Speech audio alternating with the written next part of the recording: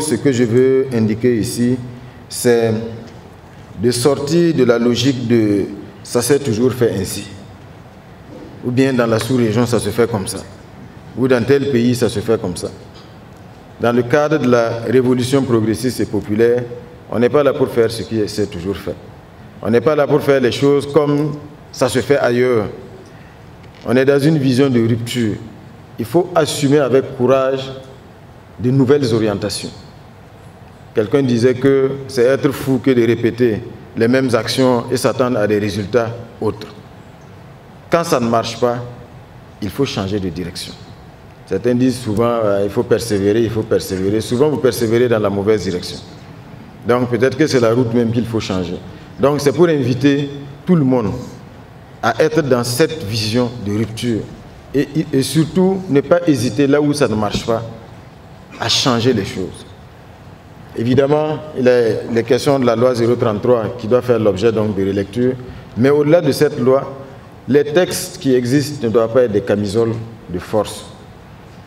Quand un texte pose problème, parce que vous-même vous vous rendez compte manifestement que l'efficacité se trouve dans d'autres modes d'action.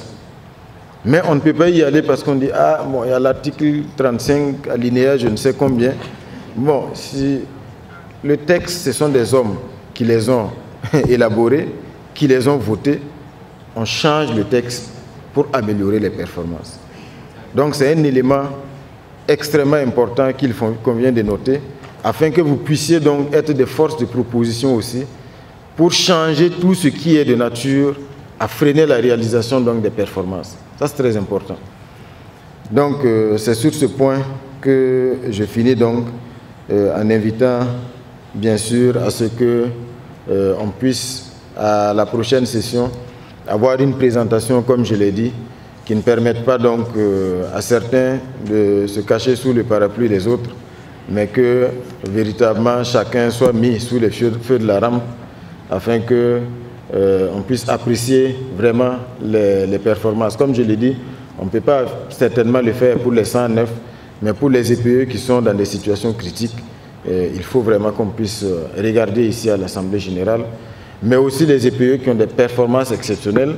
C'est peut-être l'occasion aussi de les féliciter de vive voix, féliciter leur conseil d'administration, leurs directeurs généraux, afin de faire aussi des émules.